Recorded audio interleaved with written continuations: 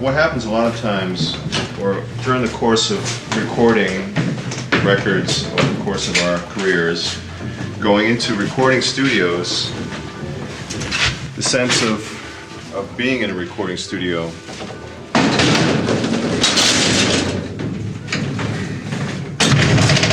with the red light on and the clock ticking and a glass wall and your headphones and far away, the idea is has many layers to break through.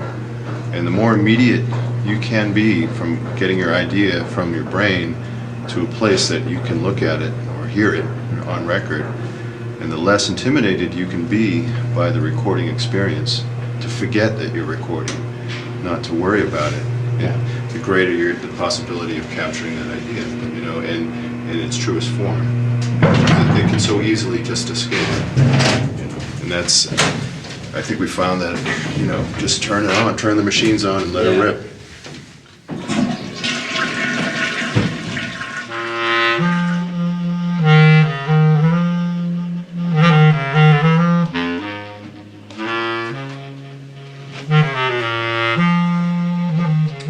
Bonjour, je m'appelle Dana Colley, and I play the saxophone and whatever else anyone will let me play.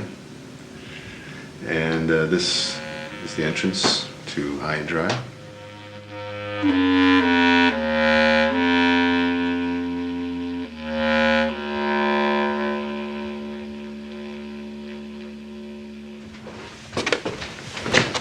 As you can see,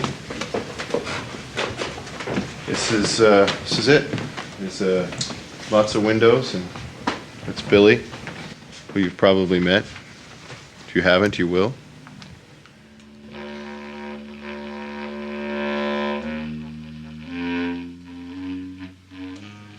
This is the command center. This is where all of the rockets are launched from, here.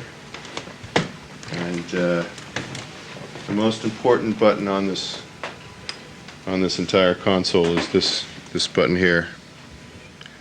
It's called the panic button. And in case something goes wrong, this is what you do. You press this button. It doesn't do anything, but it makes you feel better.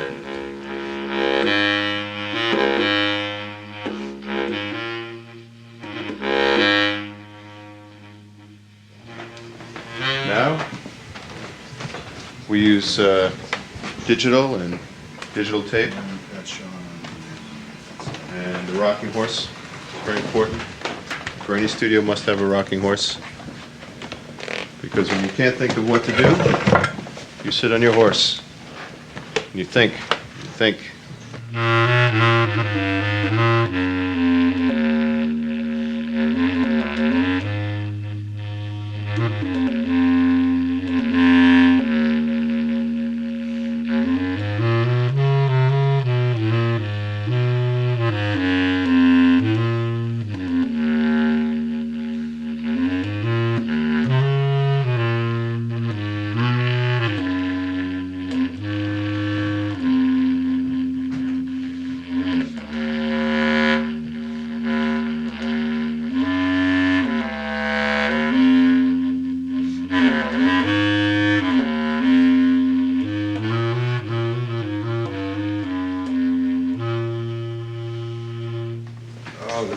Machine.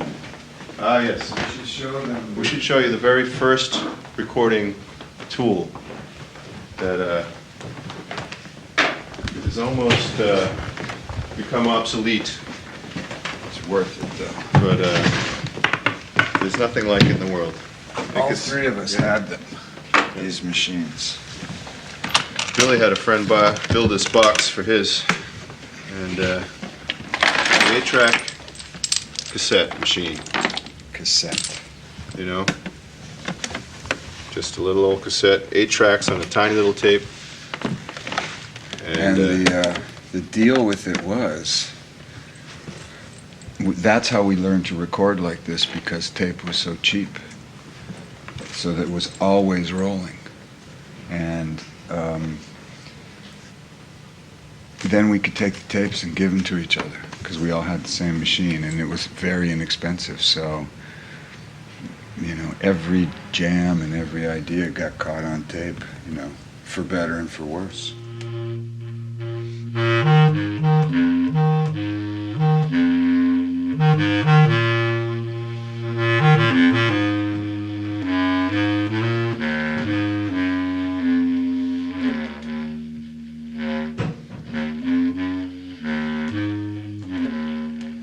And these things sound great because one of the things you do is they redline immediately. The LEDs light up when it's too hot. You just put a piece of tape over it and listen, because the harder you hit that tape, the sweeter it sounds.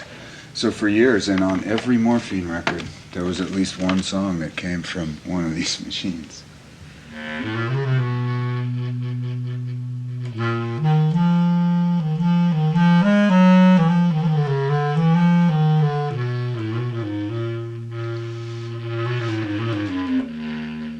This was donated to us, this organ, the Orgasonic. It's found in the trash, found its way here. And a lot of this stuff that we have here is either part of Mark's collection, or people will drop instruments by they find in the trash, and Andrew will take them apart and try to fix them. But I guess the key is, you know, that as many instruments as there are, there's always something else that you haven't heard and haven't tried, and might hold a secret to what is needed for any particular song. And the most fun about it is the search and trying to experiment with all the instruments we have and finding what works. And every day we start a new project or start something new, and it's I never get tired of that process. It's very exciting to the discovery of sound and how it works together in terms of creating songs or soundtracks. And we're lucky we have this space. It's beautiful. We get to see the sunlight, and the best thing about it is that you don't feel like you're in a recording studio. You feel like you're in someone's loft, and it really makes you feel relaxed when you record. And that seems to get the best performances, when you don't have to worry about the fact that you are recording, and just demystify the whole experience of recording is what we're trying to do here, and bring it back to the people. Music for the people.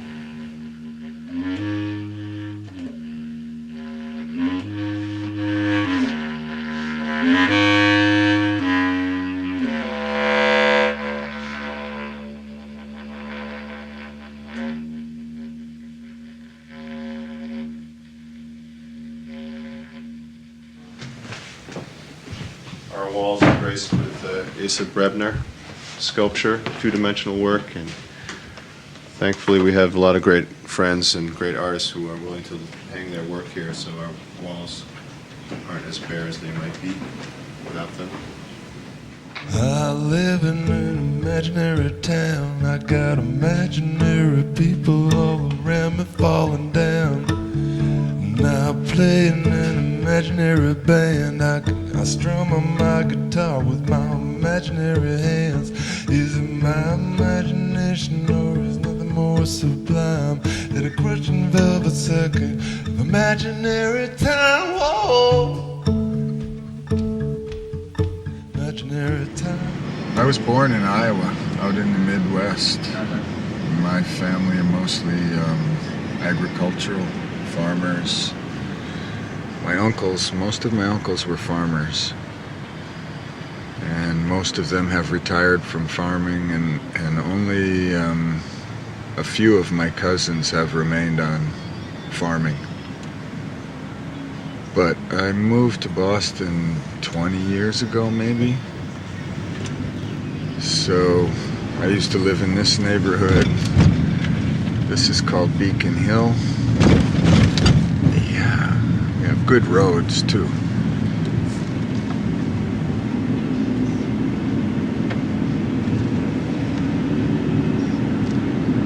It started with Mark. He called it High and Dry. It was his title for the loft and his recording studio. So we adopted that name. I would say at least if it's been in existence at least over 10 years, at least now, I would imagine. Be fair to say. In one form or another. Boston's a very small town. You know, even though the population of the whole area is large, as a city itself, it's small. And you can own a car, you can find a place to park sometimes. And it's very small city. It has a smaller feeling to it than Chicago, for example, or any of the more really urban cities. Well, I think it's been hard to create High and Dry in some ways to make it viable. It's been difficult. But the energy, creative energy, has never been difficult. To make it into a viable business has been difficult and continues to be difficult because the state of the economy, a lot of problems with being a musician in the United States, or an artist for that matter, is there's no real validation. There's no subsidies. There's no, money being paid to venues like there is in Europe. So I think it's hard for any independent company to be viable, and even more so if it happens to be a music studio. I think it's even more difficult. Lori and I had a car accident, or had a snowmobile accident actually, and we spent a few weeks in the hospital, and we didn't have the money to pay for our bills. So the musical community did a series of benefits around town to raise money for our medical bills, and they raised a lot of money and they paid our bills. And that happens all the time here. So it really is a community, and as it gets older now, some of the people have children and they're part of the community and they go to the schools, and some of the musicians teach at the schools, and you start to see that your music has roots in a place, or you start to grow roots with the children, I suppose. We don't think about the difficulties. We only think about, that we have an opportunity to do what we enjoy doing.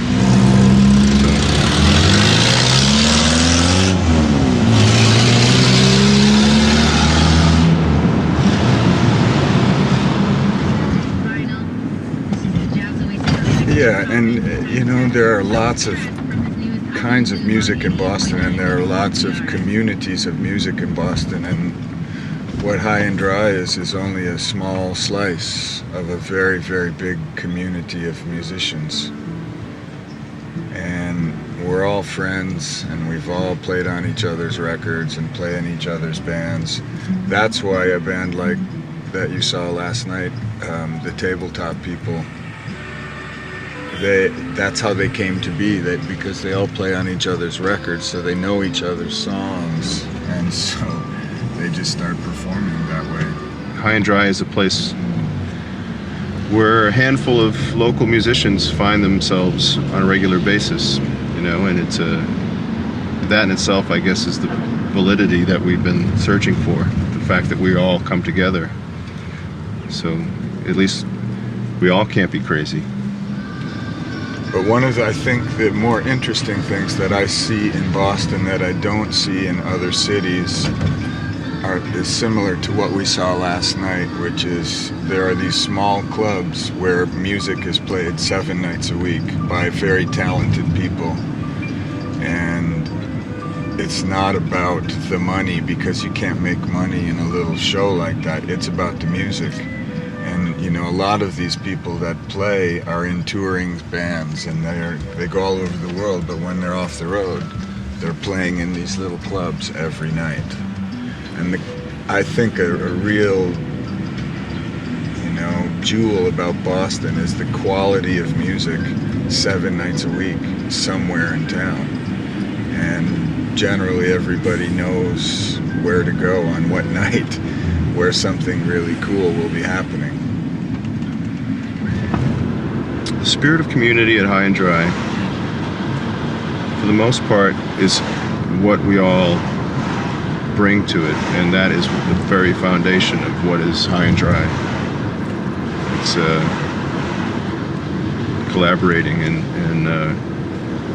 listening and supporting each other's music. If somebody makes a recording, everyone hears it and everyone gets excited and everyone, contributes to helping that artist with their record, getting their record out, getting it heard, and making it as well. But Boston has a great musical history, it's always had a lot of jazz, and that declined in the early 60s to some degree. But when the rock thing began, there was a place called the Rathskeller, where Jonathan Richman played with Asa, and there was a guy named Mickey Clean, and his band was called the Mez, and they were really some of the first people to play original punk music in a club, and it developed a real scene that was built upon over the years.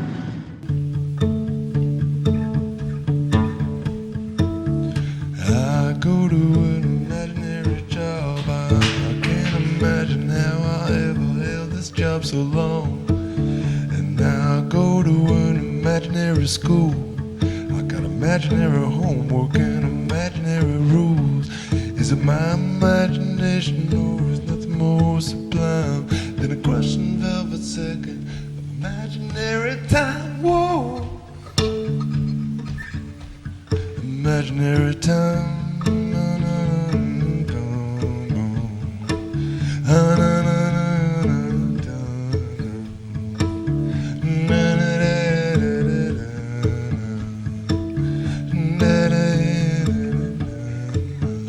An imaginary moment unimaginably long, and now we're at the end of my imaginary song.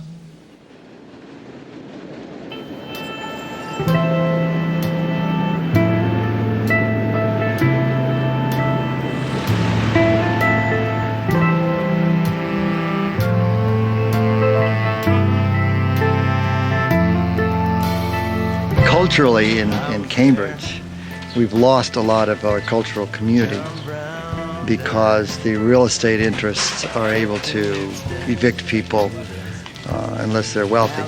So we had rent control in Cambridge under state Massachusetts laws, and then we passed in Cambridge from 1970 to 1994.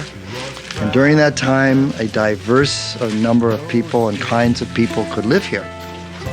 Musicians, different ethnic groups, whether from Ethiopia or Latinos or just all around the world, and high income, middle income, low income. Lord, he got screwed all for his love of man. These days couldn't give a damn. Now, it's high income, and there's some low income public housing left, but people are evicted.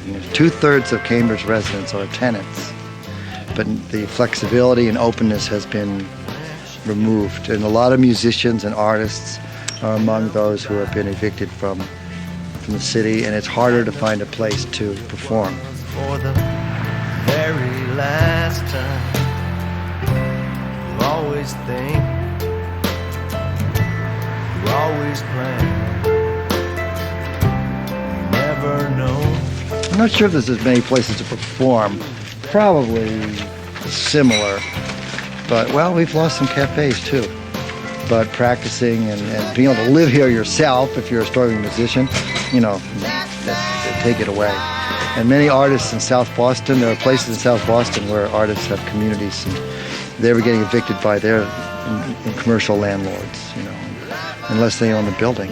Culture takes a hit. These days couldn't give a damn, give a damn.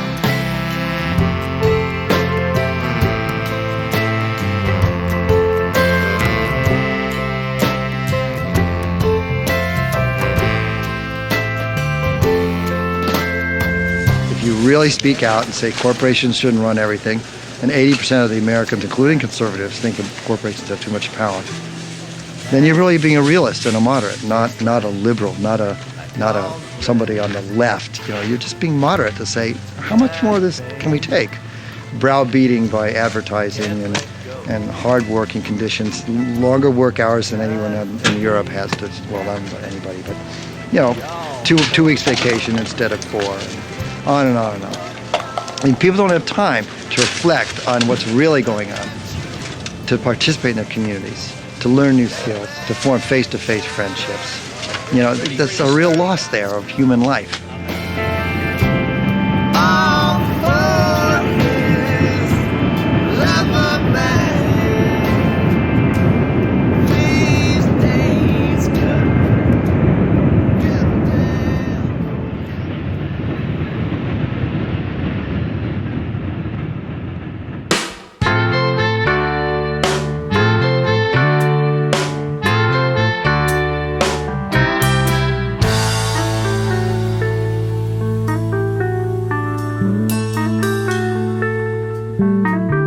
We see what we want to see. We hear what we want to hear. While we pay no attention to the whisper in our ear, we're pretending.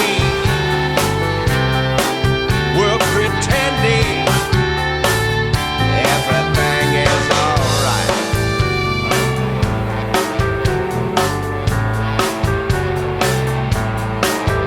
We fly where we want to fly. We drive where we want to drive. We never saw a day. Kendall, MIT, Kendall.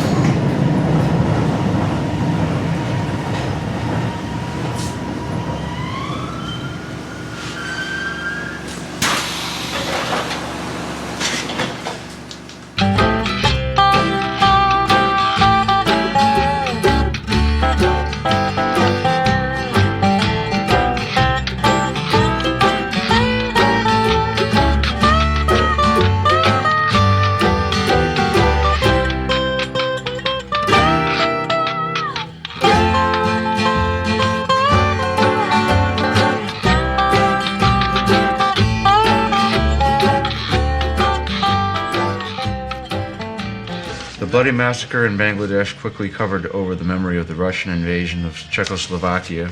The assassination of Allende drowned out the groans of Bangladesh. The war in the Sinai Desert made people forget Allende. The Cambodian massacre made people forget Sinai, and so on and so forth, until ultimately everyone lets everything be forgotten. In times when history still moved slowly, events were few and far between and easily committed to memory. They formed a commonly accepted backdrop for thrilling scenes of adventure in private life. Nowadays, history moves at a brisk clip. A historic event, though soon forgotten, sparkles the morning after with the dew of novelty.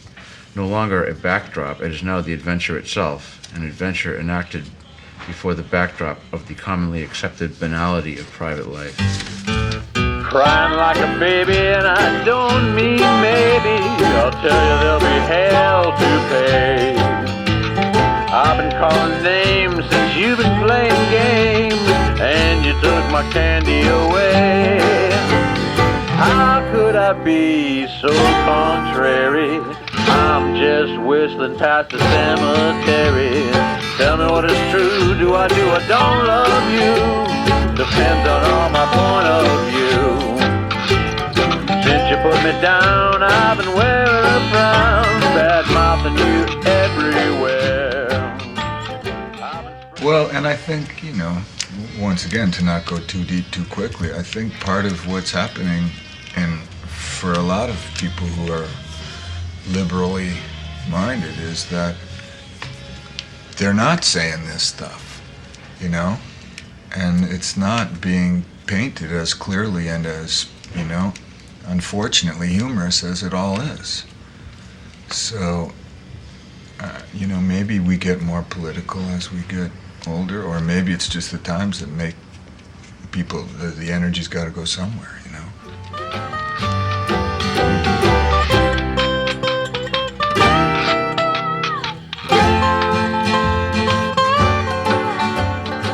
Andrew and Asa played together for years in various bands, and maybe even before that, you don't know. Billy's played with me. And then, and we've all played on each other's records, so Asa and his art come as a package, Mm-hmm.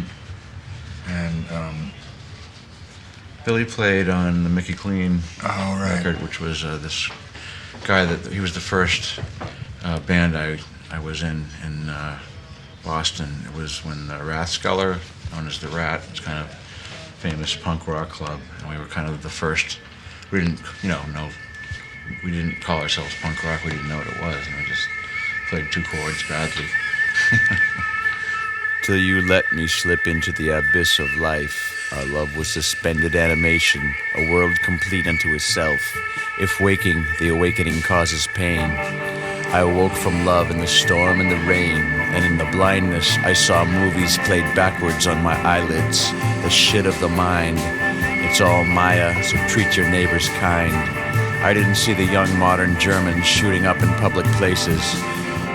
Porcupine quills, as AIDS was sent by God to thin out the plankton clogging up the gills of this monstrous fish.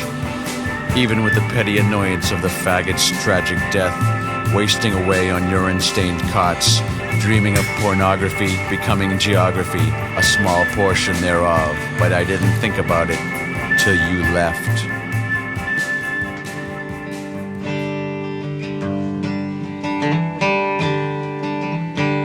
I know Jesus is on that main line. Tell him what you want. Jesus is on that main line. Tell him what you want. Jesus is on that main line. Tell him what you want. Call him up. Tell him what you want.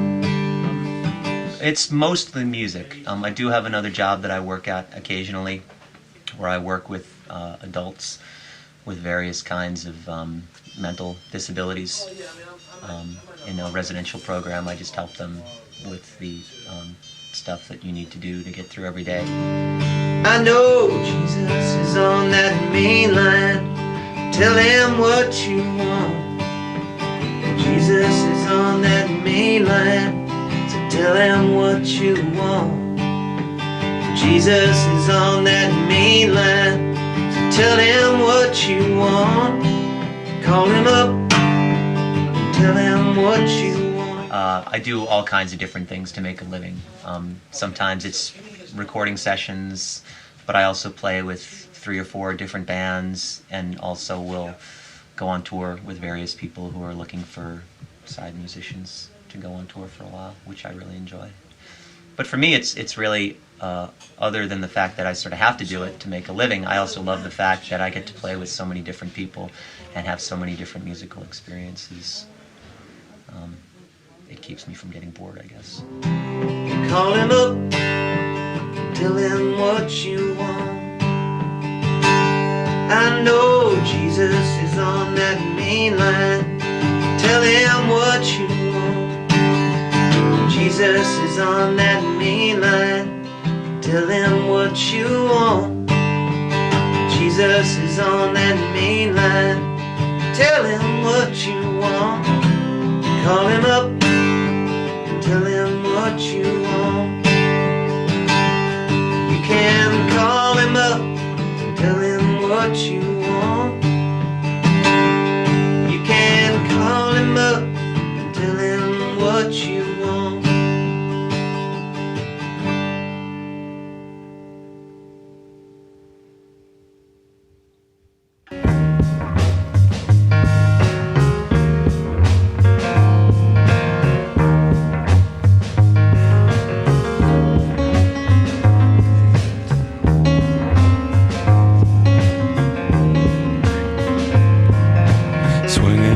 it from side to side. Unsafe carnival ride. We'll get it fixed by giants in the night. My door is open wide. After your long climb to high and dry, would you wanna slip, slip?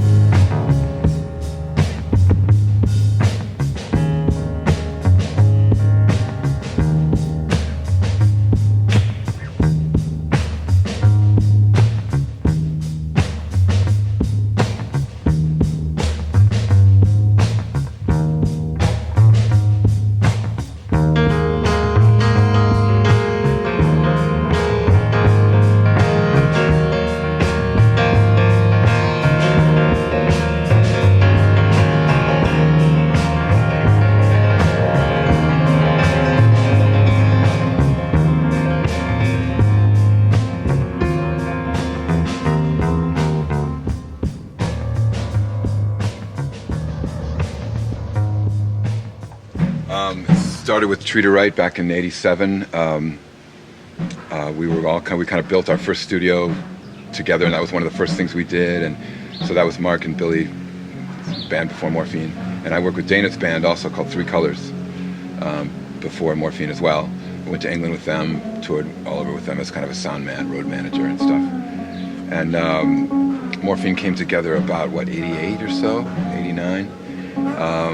And we just started working on stuff, and I remember, I think it was 90, Christmas of 90. We came in here between Christmas and New Year's and just sort of started cutting the tracks that would become Cure for Pain, but the session went really, really well. We were all really amazed by it, and that's when Morphine really kind of jumped into overdrive. Mark started to call his studio High and Dry along about that time. There's a song on Cure for Pain called In Spite of Me that he did at High and Dry, and that's when he coined the term. He had to make up a name for his studio. I think it was because the high part was because it was up 5 floors up in this building. You've been over there, obviously. It was actually in the other side of the building when it started. But it was up high, and it had a great view, and I think dry just rhymes with high. Mark was not a fan of dry recordings. As you know, he was always making me put more reverb on things, so I can't imagine that the dry had anything to do with the sound. And it didn't have anything to do with our drinking habits either. So I think it was just kind of a, high and dry, like, you're shipwrecked, you're on a desert island kind of, and you're on your own, kind of something like that.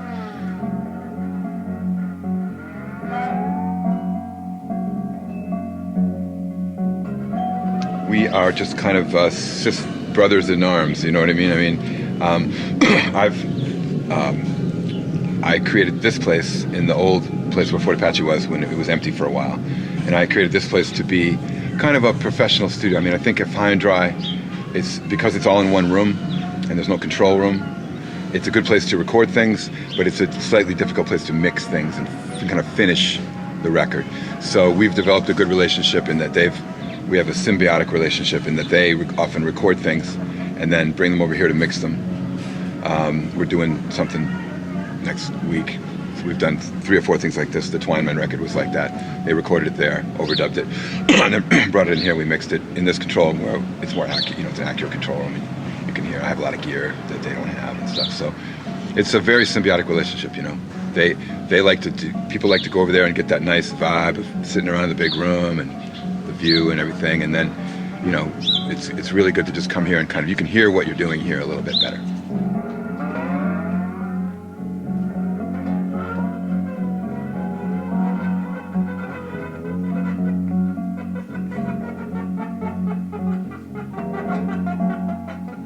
We're all kind of striving for the same thing that we always have, to try and just get good music out there and get it recorded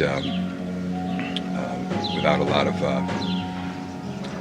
frustration for the musicians, and just try to make a place where the recording process is really transparent. You don't have to worry about it too much, don't think about it too much.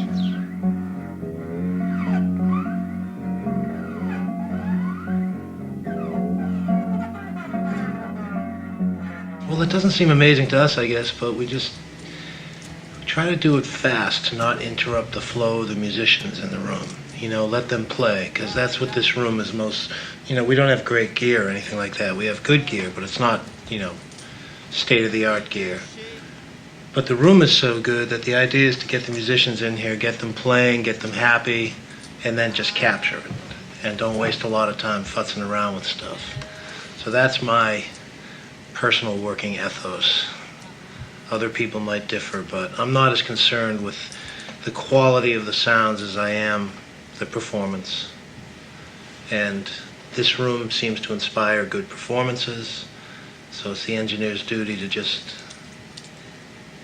capture that while it's happening and not drag people down with, you know, technical stuff. So everybody, Billy has his own way of working, I have my own way of working, Dana has his own way of working. Every engineer who comes in here works a different way, but everybody kind of, I think, has arrived at the same place, which is that this room is about playing, not gear, not recording equipment. I'm uncomfortable producing. I don't know if that's really what I do. I feel like I assist, and I try my best to understand what the artist or the group of people are hearing collectively and see if you can get that on the tape. So, you know, the classic producing image we have is somebody who makes all the decisions, and I think that I'm far more comfortable with trying to get a sense of where people are at and making that be a positive experience, instead of thinking that this is what is supposed to happen and try and make that happen. It doesn't always work. There's some people who come up here to record who are expecting something different, and they don't immediately get it, but after a while. The moonless sky, there is not one left to be heard.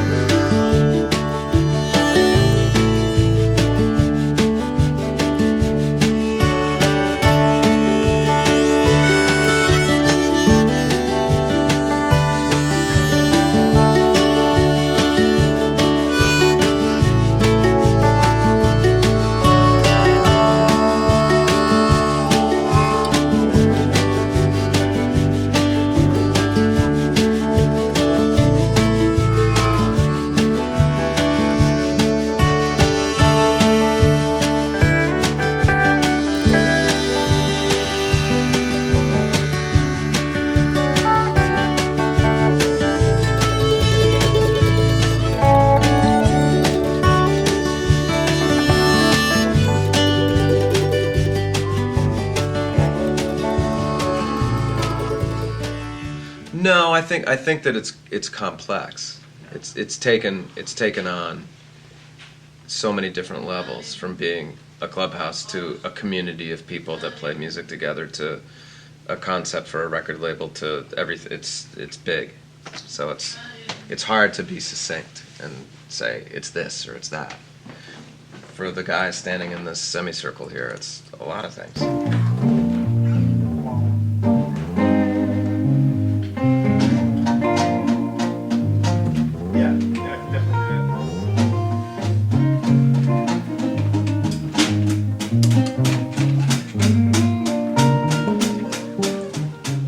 Confluence of factors to make a fun place to be, and a place that sounds good. Yeah. Stuff sounds great that's recorded here because of a lot of reasons. And it is all Mark's fault. And that's why we're here. It's all Mark's fault. He's total blame for this whole thing. That's right.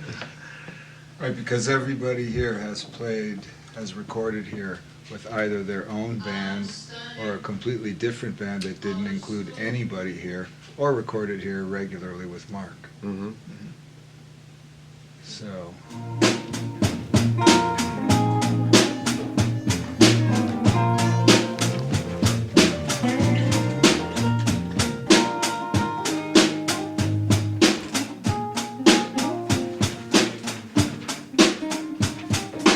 With these guys, with this group of people, to me it feels like play. Like, it feels like fun. Like, in a way that I don't think recording usually is. It feels like, just with, like when I come up here, it's like going to a playground almost. I mean, you got a grand piano, you have vibes, you like every kind of electric piano and stand-up bass, and just every kind of guitar. I sort of come up here and I go like, cool, what can I play? You know, like everybody gets this sort of buzz about music because it's a musical place. And it feels like, yeah, let's play.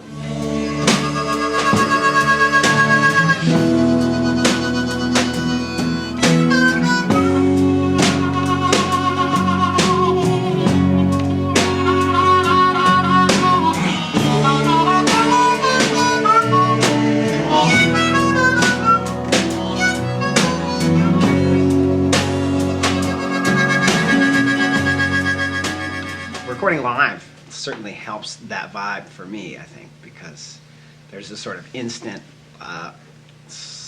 what's the word? There's an honesty in the live thing where you're like making a decision in the group to pick something up, and you sort of like, everyone's like, oh, I don't know about that, you know, sort of like, what about that, you know what I mean? It sort of feels like, I don't know, like a team, like we're just playing around, like doing stuff, and all the tools are here. Well, and working with a group like this, we know each other so well, every idea is valid. If somebody has an idea, everybody will listen to it for a little bit. But that's the best part, because if the general feeling is that's not working, people aren't shy of saying that's not working, and that's okay. Nobody gets hurt, and pick up another instrument.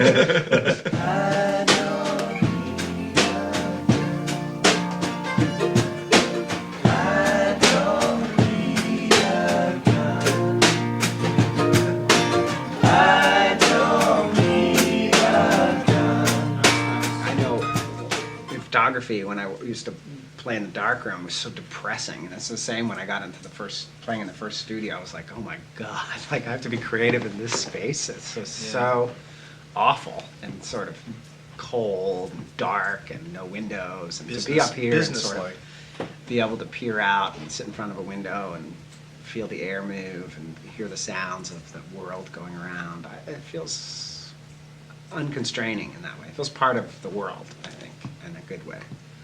I like the space for that reason. Sure. Yeah. I just come and hang out here, and it would be a great time. That's half the fun. Well, I know. That's why it's so dangerous. High and Dry could be responsible for breaking up a lot of marriages. Oh yeah, I gotta go. I gotta go now. It's getting late. They know. Yeah. I think they do. Do they, Bill?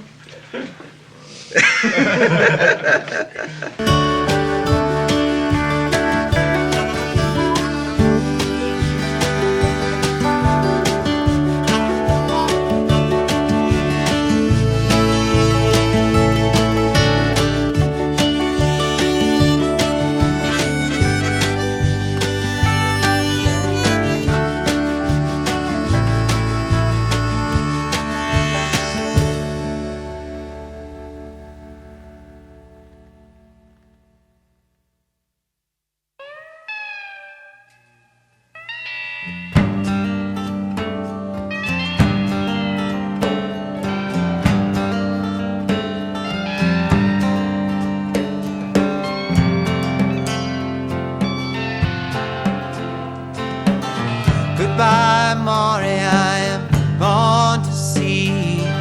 Just one more trip this season's all I need. You know, running a studio and being a musician, you're used to giving up a lot of things and compromising and doing work for very little money because you enjoy it, I suppose.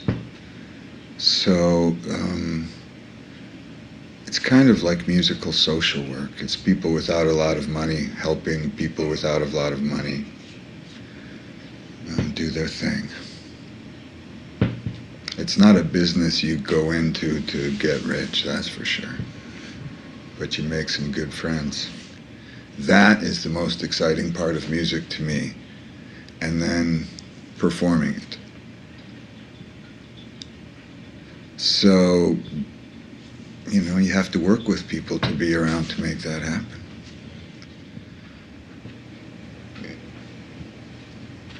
We're comfortable building it as we go. And people's ability to contribute, everybody has differing levels that they can have the time and the energy to commit to it.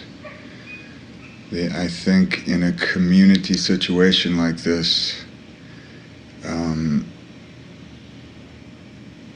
you give what you can and you keep your eye on building it, not on who does what and is somebody having to work harder than someone else. That's not it. It's can you make it happen? And, you know, I think the more you make it happen, the more people understand that it's okay to get involved with it. Oh, my darling, what have you done? The cruel sea has taken.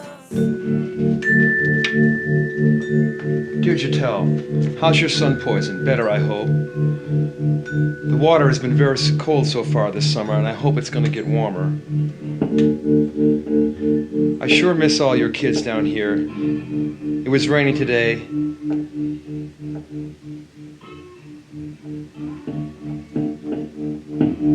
It was raining today. It was raining today.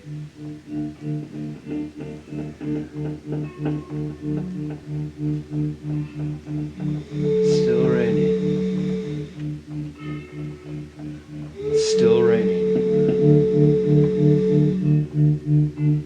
Still raining. Still raining.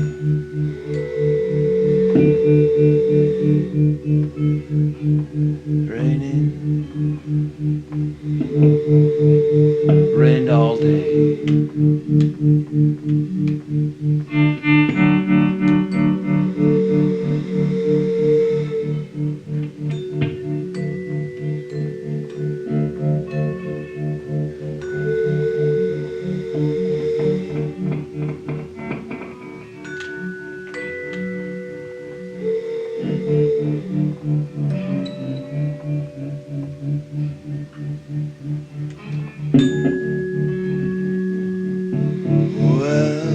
Rained all day into the noon. Don't look like it's gonna stop very soon. It's coming on tonight.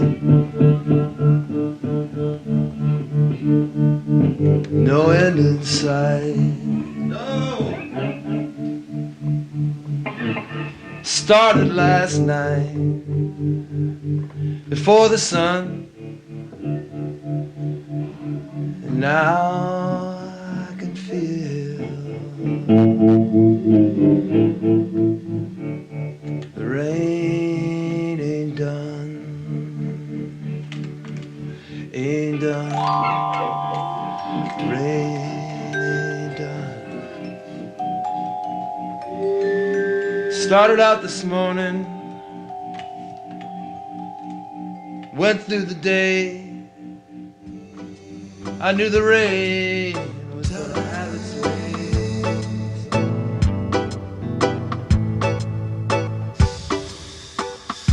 Oh, what a day I had today. Everything was so busy, so many things to do, and so many things to say, and now it's dream.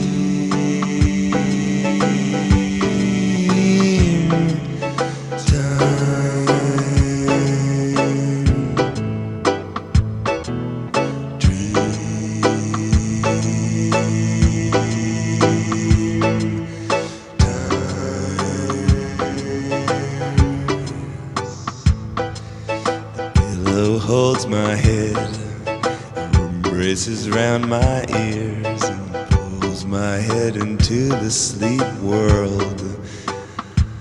Yes, into the sleepy world of dreams and things, and now dream time, dream time. I'm so sleepy, I'm so tired,